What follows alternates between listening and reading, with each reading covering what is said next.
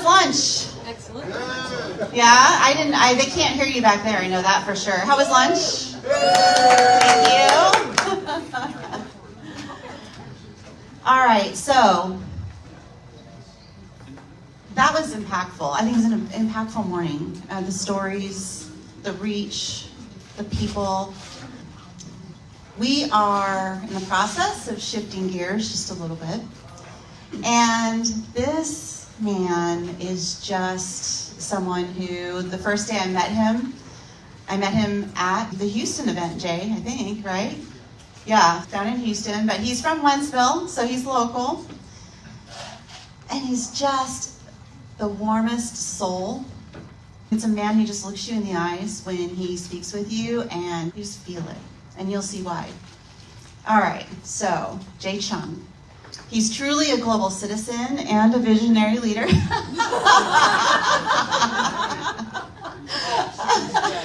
a gentleman on top of it. With a life marked by diverse cultures, experiences, and perspectives. Jae Chung has gained a unique wisdom that bridges worlds. As the founder of Bespoke... Okay, I practiced this word, and I know this word, but my brain, it trips. Bespoke Compass, there it went, it flew, it's good. Bespoke Compass. Jae has been guiding individuals and organizations toward deeper understanding, more authentic leadership, and holistic growth. His journey has taken him from academic rigor to hands-on leadership, allowing him to blend both theory and practice in powerful ways. Today, Jae will share lessons from his life, lived across cultures, and how these experiences have shaped his approach to leadership and success. His insights will challenge you to expand your own horizons and find wisdom in diversity. Let's welcome my friend, Jae Chung, to the stage.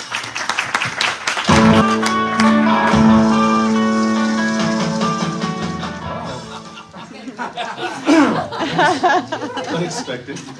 There are more people here, but I won't ignore you. So I'll be kind of 60% this way. No, I'll look around. So what I'm about to share with you today are just 3 lessons, 3 of many lessons that I took to heart as I traveled the world. Of course, there are many, but there are some lessons in life that you just remember and you try to live up to that and cultivate it rest of your life.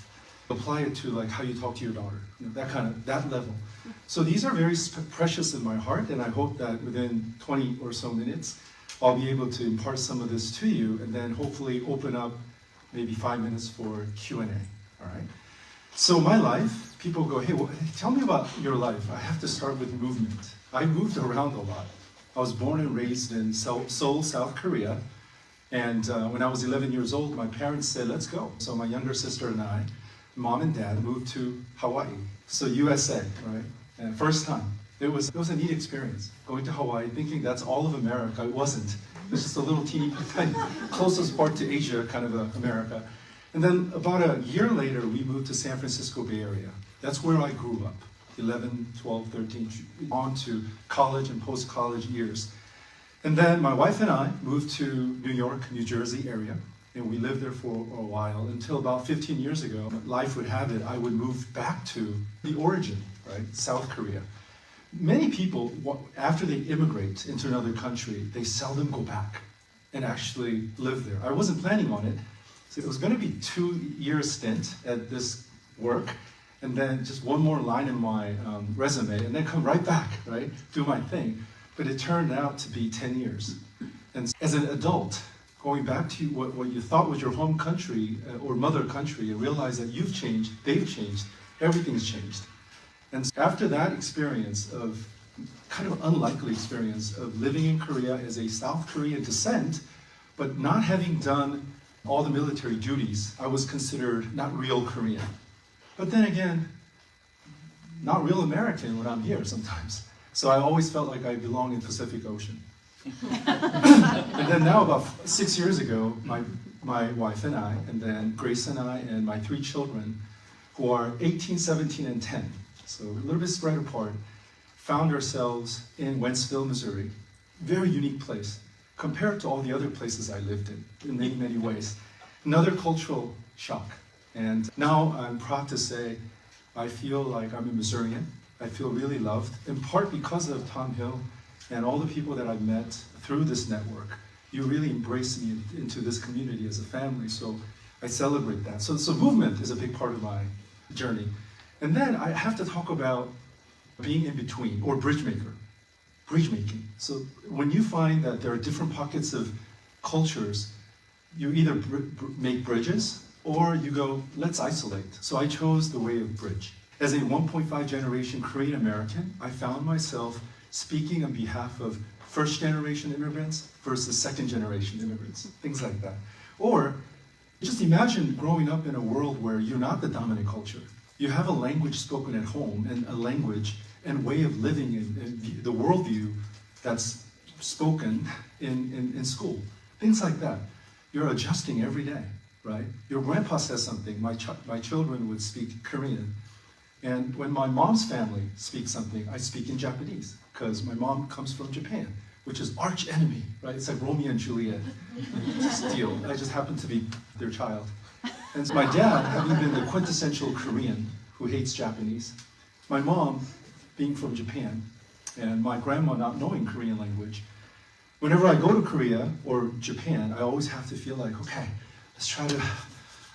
history's history. I get you. 35 years of, yeah, I know, okay. So when they pull out history books, when they pull out, news clips, I have to go, bro, you're human. I'm your product. Let's talk about this. Things like that, in between this, was part of my upbringing. I would say God had designed my life that way.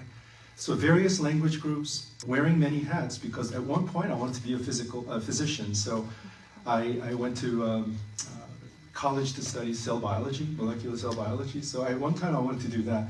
To this day, I love cell biology so much that I read my daughter's textbook. And I did some postdoctoral work in history and philosophy. I love thinking. I love thinking about the way you think. Not just think, but look at the lens through which you see the world. You see why that was dear to me? Because I see a whole group of people that I love so much think one way, whole group of people that think a whole another way. So when I arrived here, I know Mike and Jennifer, I mean, you can attest to this, I never met a single person who fits this bill.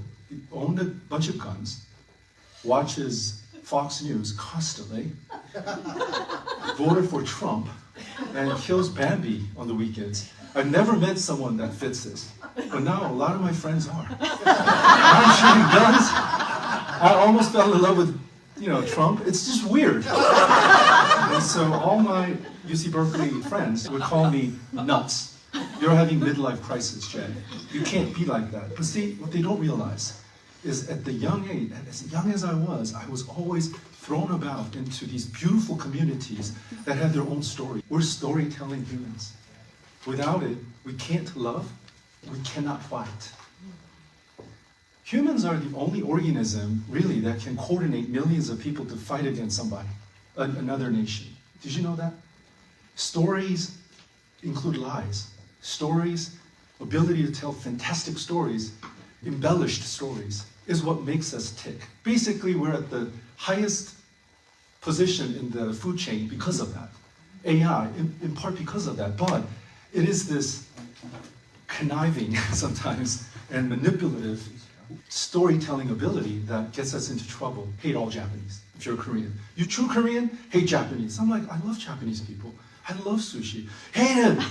And I go there in the backyard and eat sushi by myself. That's not it. So I wore many hats. And so I'm a historian in some sense. And I'm a scientist at heart. But I'm a pastor for 20 years and executive life coach. So wearing many hats, transferable knowledge between these groups of knowledge, that there's some thread that the Creator kind of gave us. And for me, it's not either or, it's both and sometimes. So I bring you these three lessons, and really these are three words: awareness and care and progress. I could have used many other words, but I decided on these: awareness, care, and progress. Because when I observed whether North Korean refugees that I met in Vladivostok, Russia, or North Korean refugees in China and so forth, as I was working with them for years, they whether those are the group, or entertainment industry. I got to meet, as a megachurch pastor, many people who are celebrities in their own right, whether it's K-pop stars like Gangnam Style, or modern ones like a BTS or a Blackpink, or your Hollywood star.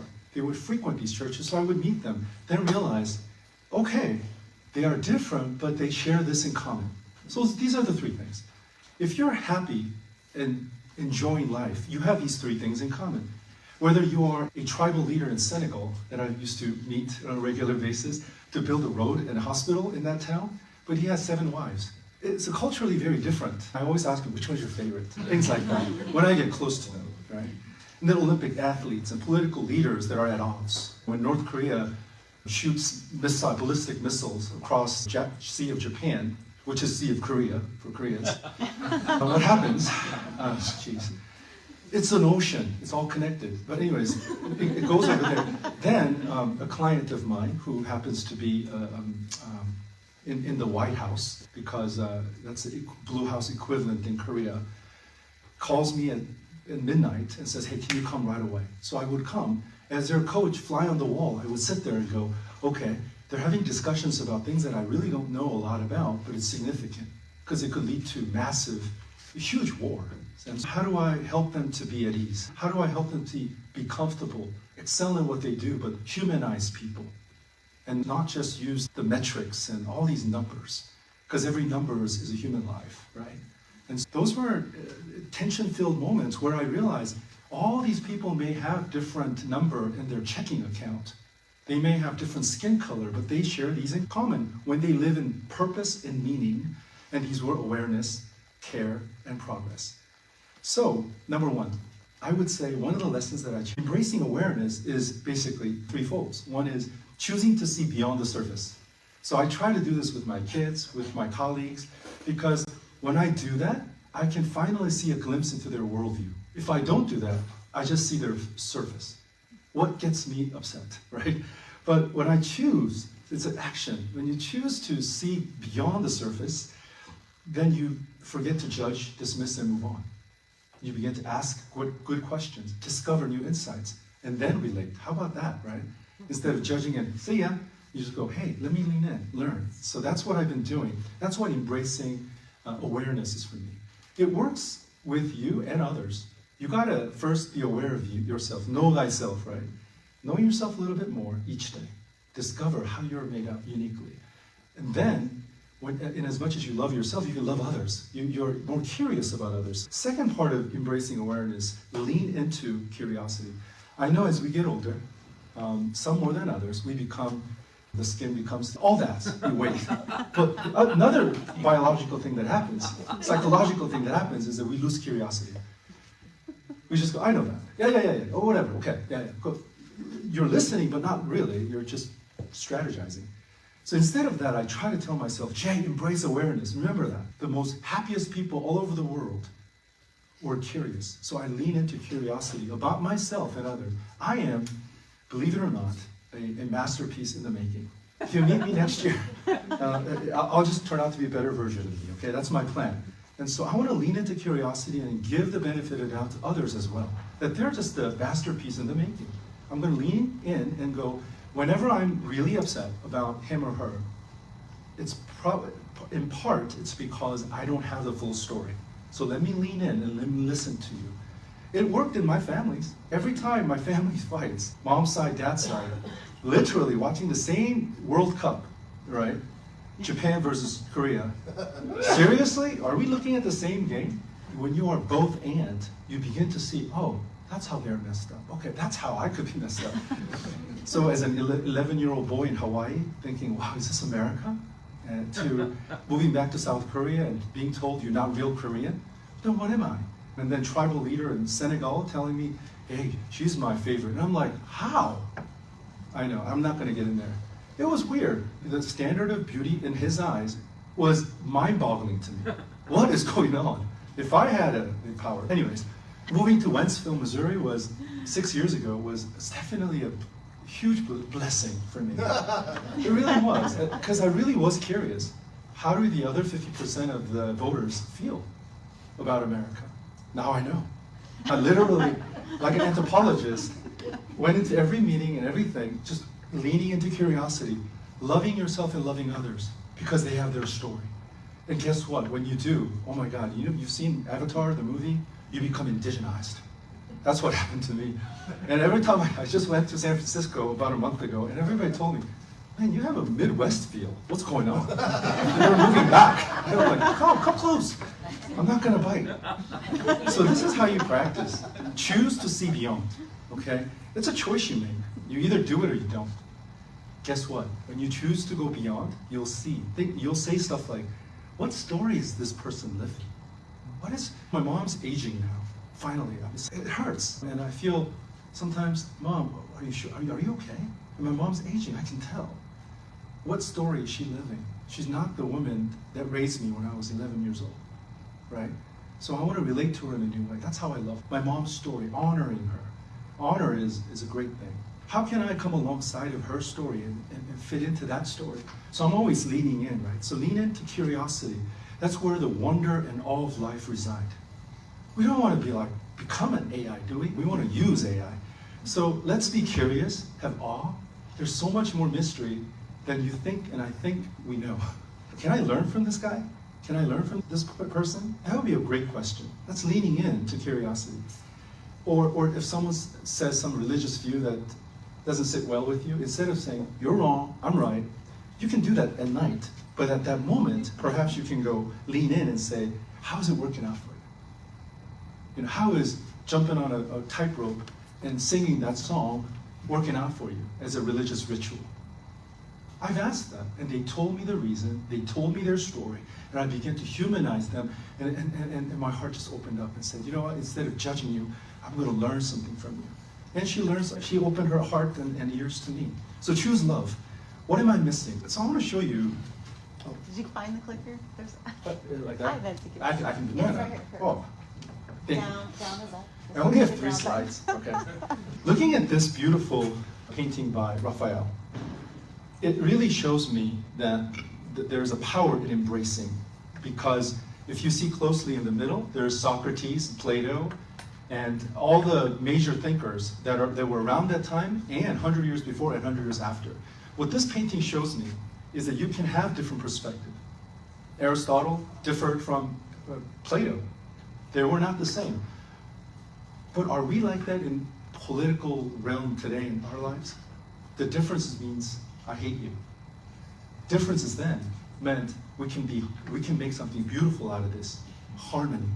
They actually saw very differently. Their worldview was so different that every man in there felt very differently about politics and everything under the sun, except they actually embraced each other much more and said, let's make a harmony together much more than it is now.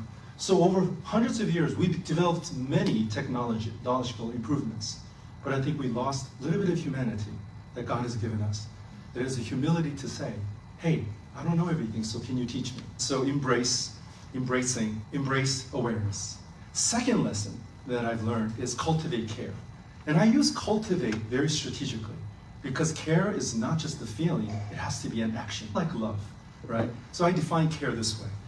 Paying attention to something you choose to value and cultivating a relationship with it, so it is not just a feeling, but action. It's a very powerful word. Many teenagers go through identity crisis and they go, I don't care. I don't give a boom, right? And I go, yeah, give us a few years. Life is to care. To live is to care. I care, therefore I am, right? It's not what you think, what you do. It's the heart that's in action, love in action. So for me, cultivating care is like gardening. So that's the analogy I use in my brain. I go, I've seen some successful people all over the world. They cultivate care. How do they do that? In 3 ways. It's like gardening. You have to nurture and care, water and shade it. Otherwise, if you just let it be, what you care about, it's just going to stagnate and it is going to go away. I don't care if you cared about that issue 2 years ago. If you don't cultivate it, it's gone. Even though I was a pastor for 20 years of my life, over 20 years, sometimes I didn't really care about my parishioners. I didn't. I just did it without much care. I thought that it was automatic. Later I found out it needs to be nurtured. Even the best side of you needs to be nurtured. So take care of it. So cultivate that care. The second thing is, it's a paradox, but when you have little, you care more. That's why I think in a Western society or developed world, we have too much to care. We have too much, so we don't care. You see what I'm saying? Having a dinner in a small village in Southeast Asia will never be something that I would forget, because the menu wasn't great. The facility was horrible, actually. There were pigs eating poop just a few feet away from the dinner table, so that's not a very good restaurant. But as I was eating there, I saw extreme amount of cultivated care out of the family that was hosting me. I saw in their eyes that they actually give about the moment. It wasn't some missionary that goes, hey, my church paid me, let me do this. Hey, let me preach because I'm a pastor. Let me do this because I'm this. It's not obligation. It's not who you are on a platform. It was like, it was cultivated care. The lack in that small village in Southeast Asia, the lack of food, the scarcity of resources created heightened sense of preciousness, urgency, and meaning. That's why I like the Stoics of the West. I meditate on death a lot. And my wife doesn't like it.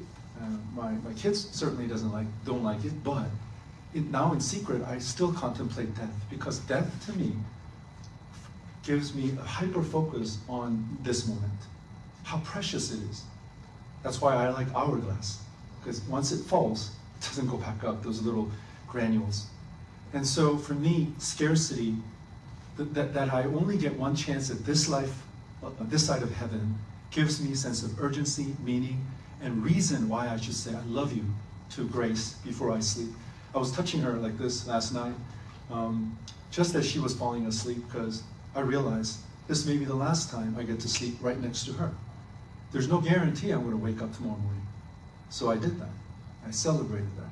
Now, I'm not asking you to contemplate that. All I'm saying is sometimes scarcity, the recognition of it creates urgency and meaning. And conversely, when I look at some of the New Yorkers I met, they're living in a penthouse. They're living in a beautiful home, surrounded by people, and yet they're lonely. Surrounded by food, but they're not really enjoying any food, really. They're just stuffing it down their throat. Buffet doesn't mean nutritious. More is better, supersized meat is a Western myth that we have to rethink, because the longest living people are in this little village in south side of Japan. These grandpas, they live till, they're like, are you 110? Cool, I'm gonna get there in 5 years. Yeah. We just accept that we consume, enjoy, and then die a sudden death. Surrounded by food. Enveloped by screens. And lose the true taste of food and entertainment. We lose value when we have too much. So sometimes it's good to limit while you can, lest the life will limit it for you, because you're bedridden. The third thing about cultivating care is not only intentional gardening, not only appreciating the little scarcity, but being selective. Like a true gardener, like my dad's a gardener, he doesn't go out there just because he's gardener and plant every tree under the sun. You can't. You are selective about what plants will grow in my yard, and you take care of it. So I'm not saying you should cultivate care for others to the max. You have to limit it, because saying yes to everything, you're saying no to almost everything. Burnout and exhaustion is what got me to St. Louis. It was just too much for me. Just chasing. I was just internalizing all the competition in my heart, even as a megachurch pastor. Is that even a possibility? I'm supposed to be like Christ. I couldn't do it. So burnout was a real thing. Like a gardener that respects the earth, not consuming, not wanting to garden so that I can put some zeros on my checking account, but gardening because the flowers are beautiful and trees are amazing. And you're saying yes, intentional yes to that. So how do you practice this? I would be a little more intentional and pay attention to certain things. I wasn't going to share this. I'm going to share this because I love this singer in Korea. Her name is IU. She's much younger than me, but her voice is just so beautiful. So sometimes when I'm tired, I just listen to her. And the other day, I was just telling her, I don't know her, and certainly she doesn't know me, but what I said was, this is what I wrote. I said, thank you for being born in the same era as I've been born, so that I may enjoy your music, and on and on. I was just writing that in my journal. That's crazy, right? Weird. Anyways, I did that because there were so many moments in my life. I felt like her music, her soothing voice. She writes all her music. It's like the other lady here, right? But it's so beautiful. It soothes me. And so I just want to take intentional time and care and say, thank you. One day I'm going to reach out to her and say thank you. Have meaningful conversations with your children or your loved one, because sometimes life happens and we're not intentional about sitting down having conversation. Hey, have you eaten? Hey, are you going to do that homework? Isn't the meaningful conversation. I have a lot of words with my kids, but now I'm trying to be consistent with it and have a more meaningful conversation time. So this one is cultivating care for me. I love this art because it's not flashy. It's just two couples just going, hey, we're praying before the day's over, and we're as the Angelus, the church bell rings, they're just saying a simple prayer. I just feel like it shows the intentionality, the meaning, that sometimes most meaningful moments in lives are not flashy. It's not in your Instagram wheel. It's just right there. It's just right there every day. So discover it. So I'm going to move on to the next one. Pursue progress. And I'm going to show you this one. Progress to me is not about perfection, but about moving forward with purpose and value so that you can create meaning. I feel like meaning is something that you create. It's not something you discover under some stone over there. So pursuing progress to me is aligning with your value and purpose. I've seen people do this. People who are happiest were doing this, right? Align it. So keep checking it. Secondly, it's not destination necessarily, but journey. I think we Western educated people tend to be all about destination because that's what the Academy Awards is about, right? That's what the Hall of Fame is about. But guess what? We're all going to have so much to-do list the moment we die. And I think if we don't appreciate the journey, what's the point? The pursuit of excellence and attempting to do the right thing matters, not just getting the right result. And Olympic athletes at the highest level has told me this. She said, actually enjoy the process, not the final outcome, but the training and the effort that I put in. So I think I take that to heart. Thirdly, it's really progress is not linear. It's not linear. It's one step backwards, two step backwards, and then one step forward, a lot of times. And it's like this. And you know what? The progress you make is actually not visible necessarily. It's under the radar. And it's seldom recognized, and therefore seldom celebrated. So don't worry. You are okay, and you're progressing, even if you can't tell, and your parents can't tell, and your kids can tell. And so have faith. In practice, I try not to win every battle that I get myself into. Life is weird. You can win every battle and still lose the war. But said another way, you can actually lose many battles and still win the war. That's what Americans did to England. So what about your life? If you're all about progress, then you might actually lose the war. At the end of your life, what do you want to be known as? The one who won every argument? Or the one who, man, I was so lucky to be married to him. Whenever I think about my wife, whom I have certainly hurt many times, whom I have learned to love, and nurturing my care for her. If my wife was sitting here, she'll tell you he's a work in progress, but he's going the right direction. You know? That's all that matters to me. I want to be that samurai guy on a black horse, and in the movie Last Samurai. Have you seen that movie? And you just go to war. For me, I would have gone the other way because I want to live a few more years, but he just went. And Sakura, the tree, was just falling its leaves, and beautiful petals were just flowing. And he had 100 different arrows through his body. And what did he say? The lasting closing statement in his life. He said, beautiful. He was a warrior. He wanted to die for what he believed in. Value, purpose. He's going the right direction, even though 100 arrows are going the other direction. And he just said, that's called martyrdom in Christianity. And I feel, in some sense, I want to go win the war, not the battles. I don't want to be discouraged because what little progress I make towards becoming a better husband, it counts in eternity. And I want to celebrate small wins. And closing, just look at this. I mean, it's a painting that reminds me that each person has a different story, And they're making different, that guy right there, he's just chilling in the front.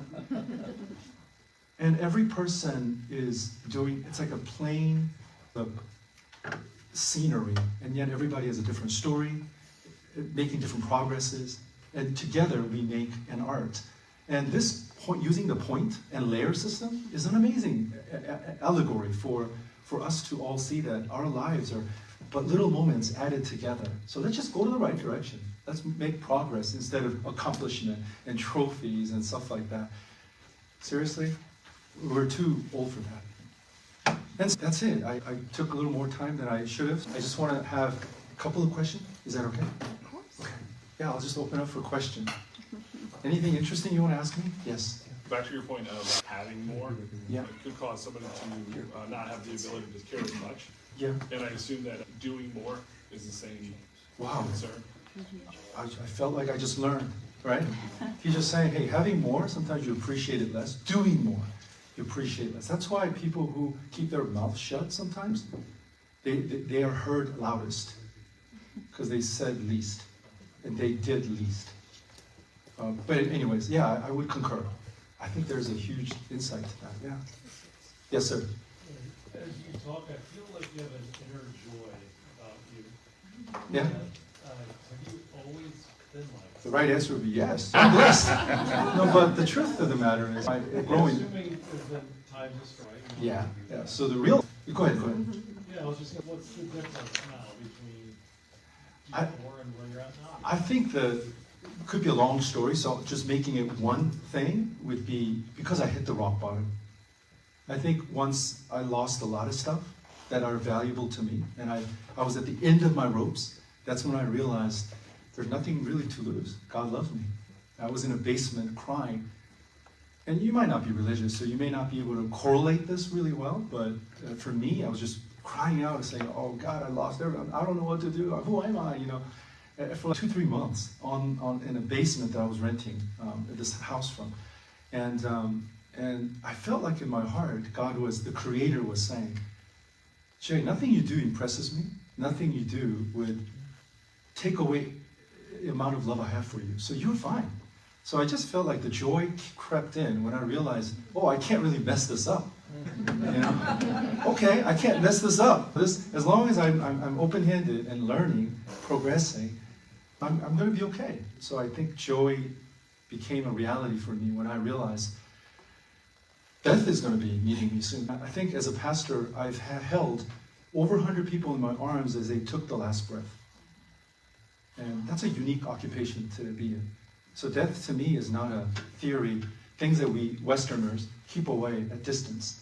It's something that's right around the corner. And I say hello to it all the time. Anyways, one more question? Yes, sir. So I've got so many questions for you, but anyways, your meaning of life right now? What's your meaning of life right now? Yeah, thank you for asking that, because that's like the perfect way to summarize this. For me, meaning of life, I call living fully, mindfully, healthfully, and meaningfully. But it correlates with what I just talked about. Mindfully, meaningfully, healthfully, and meaningfully. 3 things.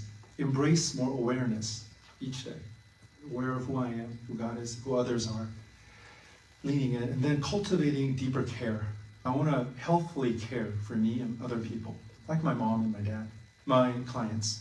And then really I want to focus on little small wins as I progress. The meaning making happens for me when I focus not on the result as much, but the journey and the progress. 3 things I talked about, awareness and care and progress. It really fits in with, I have it in my car. I didn't want to be like show and tell, so I didn't bring it. But it says day by day, grace upon grace, better than before. See, progress, better than before. That's hanging on every room in my house and my church office. It's just right there. So, thank you so much. I've overstepped some time, but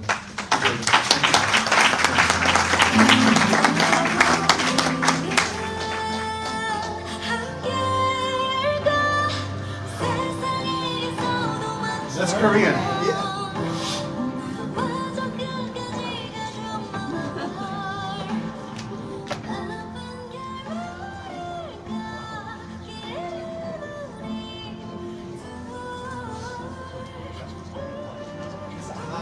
It's This is IU. This is the lady.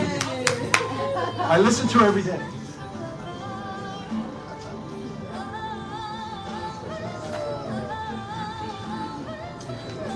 Okay. There you go. Ready?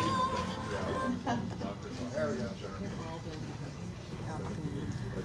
Our next speaker is another brilliant guy introduced to me by my brother, Chris. Imagine that. He's someone who has dedicated his career to making a difference through impact investing. Matt Marsh is a partner and advisor with Summit Trail, where he specializes in guiding high net worth individuals, families, and institutions through the complexities of wealth management. His focus on sustainable and responsible investing has positioned him as a leader in the movement to align financial growth with positive social and environmental impact. With a background in senior advisory roles at institutions like BMO, Private Bank, and Dynasty Financial Partners, Matt brings a wealth of knowledge on how to invest with intention while still achieving remarkable returns. His deep commitment to faith-driven and sustainable investing is transforming the way that we think about wealth and legacy. Today, Matt will walk us through the importance of investing with impact and how thoughtful financial strategies can create lasting change for future generations. Please help me welcome Matt Marsh. Thanks, everybody. It's good to be here. As I was walking up to the stage, I now realize that I will be, unfortunately, the guy who followed Jae. So please don't ask me about inner joy or any of those things. I'm definitely not here to talk about that. But anyway, I am here to talk about investing with impact and understanding the importance of a sustainable investing framework. And so I will start very quickly with a shameless introduction, 2 quick minutes on Summit Trail. As Sandy indicated, my name is Matt Marsh. I'm a partner and advisor at Summit Trail. We're a national registered investment advisory firm. We have 105 employees. We were founded in 2015, 100% employee owned. I'm based in Denver. The majority of the rest of my colleagues are out of our larger offices in New York, San Francisco, and Chicago. We manage just shy of $19 billion on behalf of 520-ish individuals and families. A lot of my time is spent advising and providing guidance to our families across all of the different functional areas of wealth management. I'll point out a couple on this slide. We do a lot of really good work in terms of consolidated reporting and administration. We utilize what I think is the industry-leading performance reporting system called Adapar. So it gives us the capabilities to report to clients not only on what we manage internally at Summit Trail, but also all of the different accounts and entities that our clients have with providers who don't custody with us. And so that is very important to clients of significant wealth in terms of understanding really everything that they have, where performance is coming from, and those types of things. Insurance is a big part of what we do. Risk mitigation, families of wealth, as you all know, capital preservation is extremely important to them.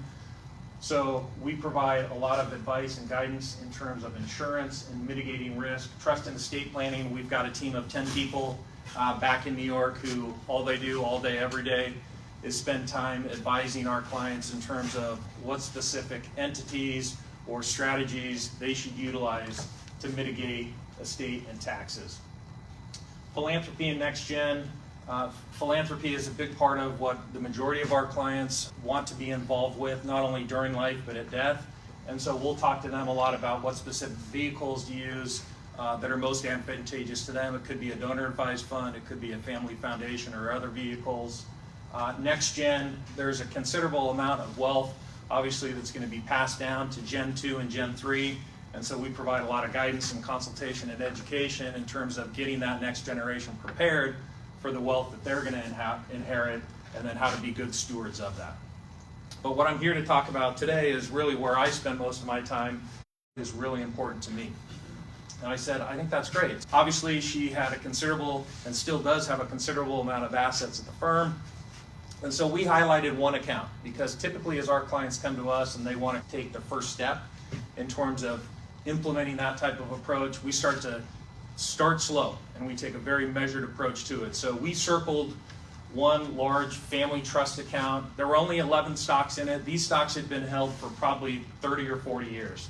And so I said, why don't you give me 3 or 4 days to do the due diligence and the research from our side, to prepare for us going through security by security to determine what you want to hold or what do we need to get rid of in the account. So she came back on a Friday, we sat down, we start to make our way through the list, and ultimately we get to the second to the last security, which was a company named Altria, is named Altria. So Altria is formerly known as Philip Morris. Philip Morris had been in the portfolio for almost 35 years, and there was reason for it being in the portfolio. Philip Morris, many of you might remember, was probably one of the most popular stocks of the 80s and 90s, right? A consistent grower, threw off really significant dividends, and was widely held across most clients' portfolios. And she said, this probably won't take long because this is a security that I've never been really comfortable holding in the account. Aside from all of the health impacts, I've never been comfortable with the way that this company and other companies kind of market utilizing tobacco to the youth, and now with the kind of the evolution of e-cigarettes, I just want to get rid of it. I said, that's great. So we were able, I said, tomorrow I'll come in, we'll sell that, and we'll find a comparable security to replace it. And then ultimately we got to the last security in the portfolio, and it was a company called Disney. And she said, this, again, should be very easy and shouldn't take long. We have owned Disney in the account for 35 years, and I'm a huge believer in Disney as that, right? I took my kids growing up to the theme parks, now I take their grandkids. It's a great company, wholesome approach. We watch all the movies, right? There are really good messages that come about from the movies. And she proceeded to go on and rave about Disney. And I let her finish, and I said, that's great. I said, let me ask you a question, Meredith. And I said, if I were to tell you that Disney generates 27% of their profits in their cruise lines from the sale of alcohol and tobacco, would that mean anything to you? And so there's this blank stare. And I tell you all that, and I'm not going to tell you what decision she made, but I tell you all that because data is extremely important when you're implementing a sustainable investing approach. Because typically the data is not going to be found in traditional financial statements, right? It's going to be in disclosures, it's going to be in public commentaries that the executives of those companies make, right? But you have to have access to the data, and you have to have the ability to really review that data. What is sustainable investing? Sustainable investing is an investment strategy that considers environmental, social, and governance factors to help improve long-term performance or to improve client outcomes with their portfolio. ESG, there's been a lot of talk about ESG, sustainable investing, socially responsible investing. There are a lot of words out there for trying to have an impact in your portfolio, but ESG itself is simply an acronym for 3 categories of data that investors can use to make investment decisions. ESG is not an investment strategy. It's not an investment philosophy. But again, we think if you utilize an ESG framework and put a lens on ESG, and then if you couple that with really deep, important traditional financial analysis, then that can help us determine long-term winners in your portfolio. And not only help identify those securities, but more importantly, help steer clear of securities that are heavily exposed to other areas. So sustainable investing at Summit Trail, we rolled out this platform 4 to 5 years ago. We continue to tighten the screws on it. But to us, sustainable investing means building a platform of investment strategies who utilize that ESG data to hopefully improve client goals and to hit those goals. Why invest sustainably?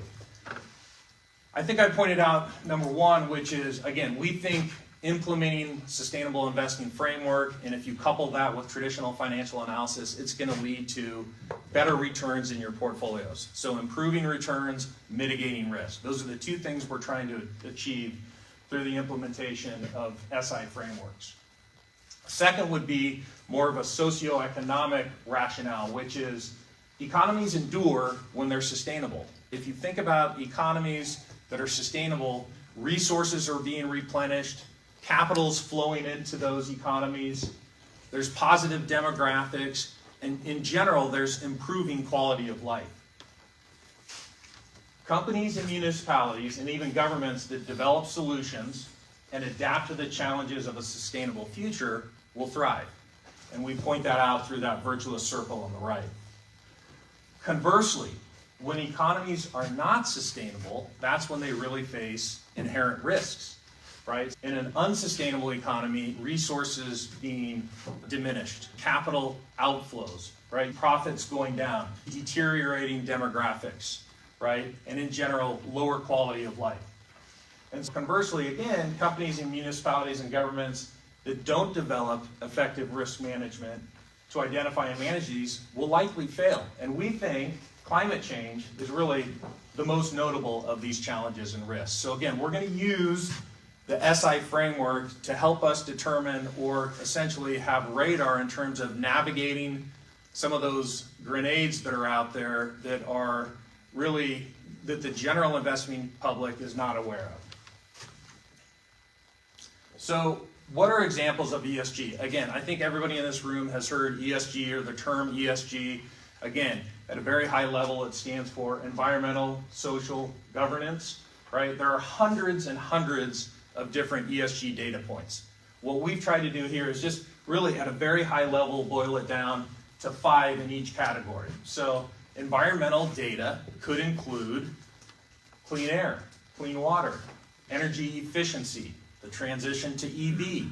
And typically when clients come to me and they say, we're ready to take the first step in terms of having more impact with at least a portion of our investments, 70% of the portfolios that we're building today typically revolve around 1 or 2 aspects within that E, or the environmental. It's stuff that we experience every day, and the younger generation specifically, this is a big area of interest in terms of what they're trying to express in their portfolios. So those would be some of the examples of the E, or the environmental. If we move to S, the social data could include, the biggest would be DEI, right? Diversity, equity, inclusion.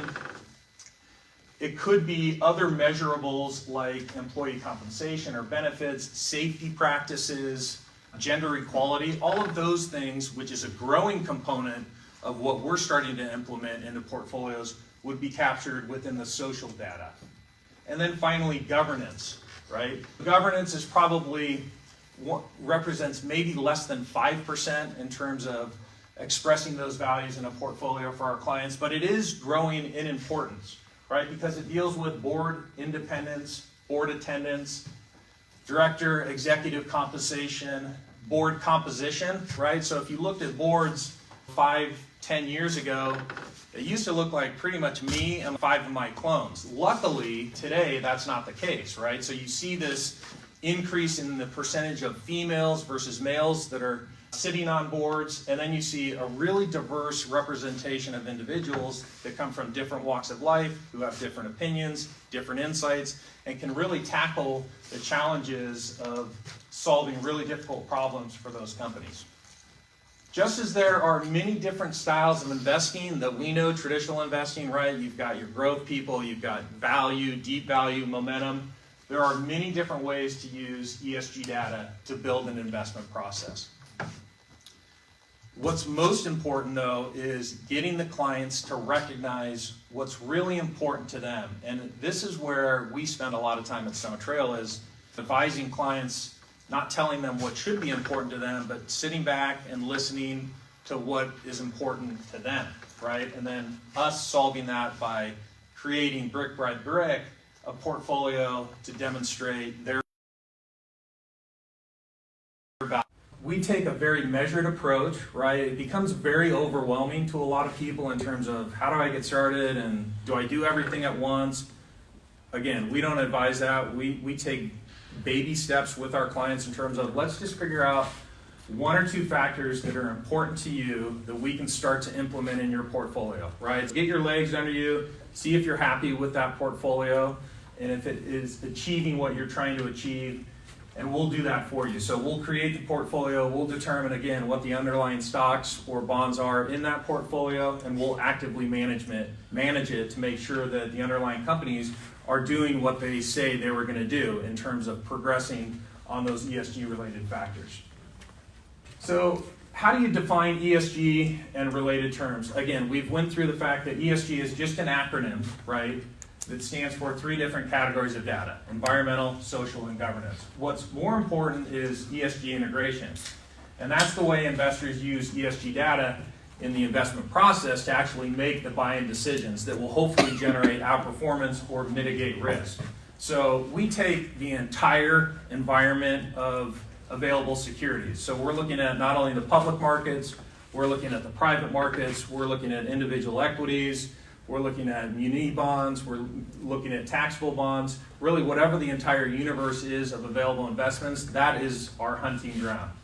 And we believe that ESG data informs if the securities are priced properly or if they, again, look attractive. And if they look attractive, we're going to do a deeper dive on those securities, and we're going to put money to work in those names in the anticipation that the general market will also at some point start to become attracted to the exact same securities based upon the advantages that they have either in their traditional business or with some of the ESG metrics that they've expressed publicly.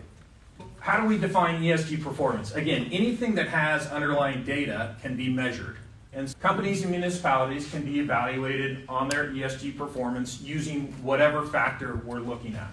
In a very simple term, or in a very simple example, I've tried to outline that. If we had a company and that company's carbon footprint is improving, then their E, the environmental score, is going to be improving as well. Workforce safety and diversity. If we can measure that's improving quarter to quarter or year over year, then its S performance is going to be improving. And then finally, board independence or composition of women represented on the board. If that's getting stronger over the past 1 to 3 to 5 years, again, that means their G performance is going to be improving. But again, anything that we set about in terms of identifying those securities out of the outset, we will measure those to determine how well those companies are actually progressing towards achieving their goals, and we'll give a score on that. So why should investment managers and folks like you and I, maybe you all are managing your own investments, why should you care about ESG data? Well, again, we believe ESG data captures information that's not typically available on true financial statements. So you're not going to see a lot of ESG-related metrics in a cash flow statement or a balance sheet or any of the other traditional financial statements. And if you do use ESG data and sustainable investing techniques, then you're going to be able to fill in some of the gaps that are left by having just solely a focused lens on traditional analysis. Taking a deeper dive on climate change. So climate change is one of the biggest risks that investors need to consider that's not captured by traditional financial analysis, and we're going to get into what that looks like. So take the concept of property. If you own property, or if there's a community or a municipality, let's just take Tampa that just got hit very hard by the hurricane. If you own property in an area like that, and every year the property starts to go down in value because of increased climate risk based upon either the number of hurricanes that are happening due to climate change or the severity of those hurricanes, you run the risk that the value of that property is going to go down. And if that property is the collateral for loans, then those loans at a certain point run the risk of becoming impaired, right? And ultimately, it's going to be the owners of those loans, could be banks, financial services companies, could be investors like all of us, that are going to assume that risk. So let's take a look at stocks in terms of climate change impact across the assets. 12% of the S&P 500 today is in financials. So almost 1 out of every 8 stocks is either a bank or a financial services company that, again, has some sort of exposure to climate change. 2.5% of the S&P 500 is tied directly to the real estate sector. So they've got direct impact.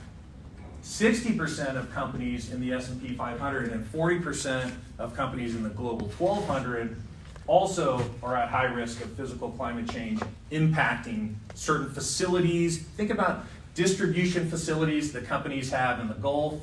Think about manufacturing facilities that are on the coast. Think about distribution facilities that are in Central California that are now in fire zones. So all of these global companies hold assets that either now or at some point we think will be exposed to climate change and its impacts. And the Fed itself is extremely worried about these risks as well because it's really not being talked about. Taxable bonds. Moving on from stocks to taxable bonds. The investment grade bond market is composed of 25% mortgage pass-through securities. So for those of us in the audience that have an allocation to fixed income, typically you're going to own treasuries and other securities, but you might also own these mortgage-backed securities, which are basically pools of mortgages. So again, if you own a pool of mortgages that's specifically concentrated in a geographic area that is prone to climate change, the value of those bonds are going to start to go down. And so we want to have radar in terms of what's happening in those communities, and more importantly, we want to steer our clients clear of owning taxable bonds, mortgage-backed securities in specific areas. So we'll steer away from them. And then let's talk about muni bonds. So over 60% of the muni bond market is backed by revenues, not income taxes, and we all know that property taxes are a very important source of revenue for municipalities. So there are a lot of municipalities out there right now where the value of homes in those communities are going down. And if that's happening, lower property taxes are being paid to the municipality. So it's putting strains on those municipalities' budgets in terms of how they run their communities. And so if property values are impaired, property tax revenues are going to be impaired. And this goes to speak as well to any of the infrastructure based within that community. And private markets are no different, right? So we did a lot of just talk right there about individual securities, taxable bonds, muni bonds. The private markets are exposed to the exact same risks as well. So whether it's private equity, private real estate, private credit, everyone is prone towards the impact of climate change. For our sustainable investing platform, again, we're going to either look for individual securities or we're going to look for managers that integrate ESG data into their investment process.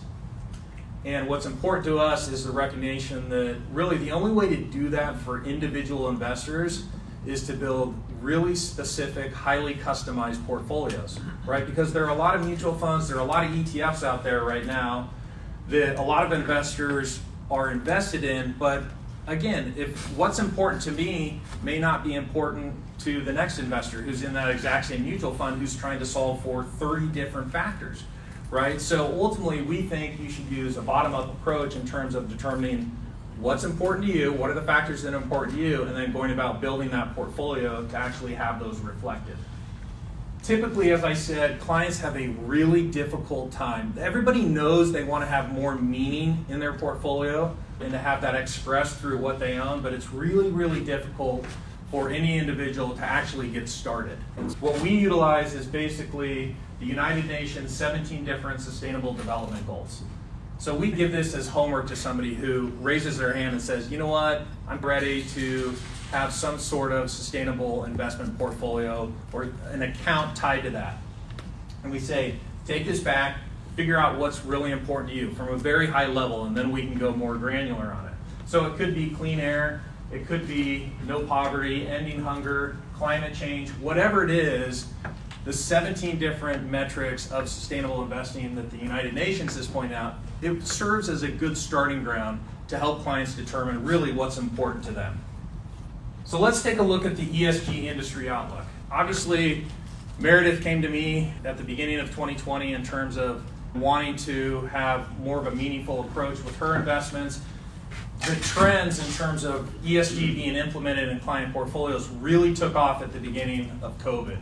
Unfortunately, what happened is Wall Street recognized that there was this really important trend out there, and there was this mad rush to create hundreds and hundreds of mutual funds and or ETFs so that they could attract assets and generate fees, right? That's what Wall Street does very, very well.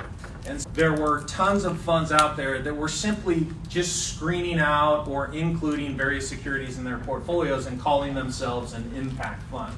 And the industry itself became very, very watered down. And there was this big distaste in clients' minds in terms of, I own this fund, but it really doesn't speak to me personally. And if you look at what's happening recently over the past 2 years is the number of funds being launched has significantly decreased. And a lot of the funds that were rolled out at the beginning of 2020 are no longer here. The big are getting bigger, new ones are being created, But ultimately, again, we think this shakeout will lead to a better opportunity for firms like us who are actively building highly customized portfolios on behalf of their clients. Globally, it's important to point out that the biggest asset owners are still very much behind the ESG, socially responsible investing movement, right? So you've got the big asset owners, sovereign wealth funds, pensions, foundations, endowments, still believing that sustainable investing is an important approach, and they want to have that expressed through their portfolios as well. And if you look at those organizations' investment policy statements, you'll see that environment, net zero emissions, and other causes are of significant importance to them. And so we have to keep an eye in terms of where these large asset owners are moving, because if we don't, then we're going to lose the opportunity to really evaluate whether the prices of securities are accurately reflected or not. Here's a chart of ESG flows. And this is interesting because a lot of us in this group, we're the typical American that thinks any big global trend that's pushing positive good throughout the world is probably going to be started, and America is going to be a leader, and we're going to be leading the charge. And that's really not the case from an ESG standpoint. So here you can see that flows in the US have actually been negative the past couple of years, but positive in the rest of the world. And if you move towards actual investments being implemented in impact strategies, this also shows that AUM in the US is actually flat, but growing elsewhere, right? So it's really the rest of the world that's pushing the charge in terms of impact investing. And why is that? There are a lot of arguments in terms of why is that. It's clear that the US is doing its part, but again, it's really Europe and some of the other areas globally that are leading the charge. And I think that we believe that, again, if you're waking up in Eastern Europe and you're surrounded by really outdated infrastructure, and you grow up next to a smokestack or some sort of power facility, and if you haven't really had any access to really clean air or clean water, or if you have a family of daughters and there's this glass ceiling that they've all experienced in terms of moving up in the business world, you're going to be more inclined to get behind those causes and put your money behind it. And so we think that's definitely taking place globally in terms of why the rest of the world is really outpacing what we in the US are doing. So as I said, you've got to ignore these trends at your own risk, right? You've got to look at where the large asset owners are moving money, because ultimately what we want to do is identify securities that we think are really good companies, but also have a focus and a keen eye on ESG metrics. And we want to get in those companies and own those early, so that when the rest of the market recognizes, by the way, that's a really good company and they're doing really good things, not only traditional, but on the ESG side as well, we want to own that. So we want to be in front of those big asset flows so that the securities that our clients own obviously will get the benefit of that. So the political background is complicating matters, right? Because now, I think everybody probably saw the debate that happened. Both candidates were asked about, what's your views on fracking? Are you pro-fossil fuel, anti-fossil fuel? These matters, these factors that are important to all of us, unfortunately, they're becoming really highly politicized. And different states that are aligned red versus blue start to take action in terms of some of the things that they're doing with their own state funds.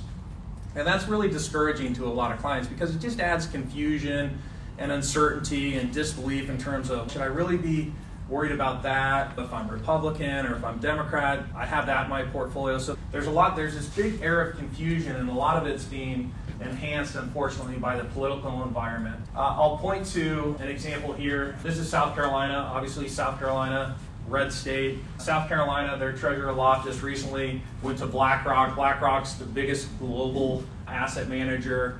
They felt like BlackRock was really overstepping their bounds in terms of becoming very heavily politicized, having some sort of left-wing political agenda. And so they said, listen, we're going to basically pull the last $200 million, which at one time was a $2 billion mandate, from BlackRock, because we're going to, again, move those assets to somebody else that better aligns with our values. Conversely, if you look at Chicago, Illinois, blue state, they have a massive pension fund, $11.5 billion pension fund. About $400 million of that is in fossil fuel related stocks. So they have gone out to every single one of those companies and they said, listen, we want to see a transition plan to get you out of fossil fuels by the end of 2027. And if you don't, or if you even don't start to make progress towards that, we're going to sell every single one of your securities. And then obviously you'll have to explain to the public why the state of Illinois is getting out of your respective organization or your company. So lots of different things going on. Again, the political environment doesn't help things. I think we're all very much ready for these elections to be over. It's certainly impacted clients who, with us, were at the 5-yard line in terms of them taking a pause to determine really when and if they're going to execute these portfolios, just because, again, there's just a lot of question around, should I be more concerned about something else, or am I capturing everything that should be important to me, etc. Implementing ESG into your portfolio. Obviously, I think there's going to be a day where most of us will have at least a portion of our assets allocated towards causes that are meaningful to each of us. And what we do is spend a lot of time with our clients and prospective clients in helping them determine what's really important to you, right? And then once we hear what's important to them, we start to build that portfolio brick by brick. And we monitor that portfolio. If, for instance, an individual company is in there that is no longer achieving the goals that they stated on an ESG standpoint, we'll at that point determine whether they should continue to be held in the portfolio or replaced.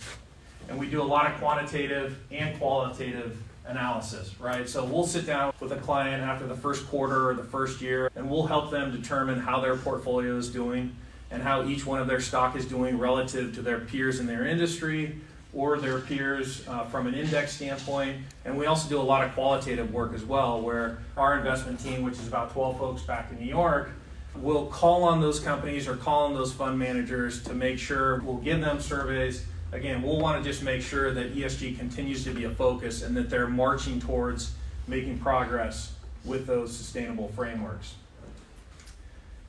5 years ago, the pundits or quote unquote the haters out there, you used to get a lot of grief if you were public in terms of, oh, you know what, I do have an account where I've made the choice to have a meaningful approach with the investments in that. And they would say, I think that's great that you're trying to change the world, but ultimately that's going to come at the cost of underperformance in your portfolios. So good for you, but you're not going to make as much money. Today I can tell you that's not the case, right? And if hopefully you understand what I outlined, which is again, the coupling of an ESG framework with really good work on the traditional financial analysis side, we think combining those will lead to really good outcomes for clients. So if I were to leave you with one comment, it would be the phrase, you can do well by doing good. Thank you.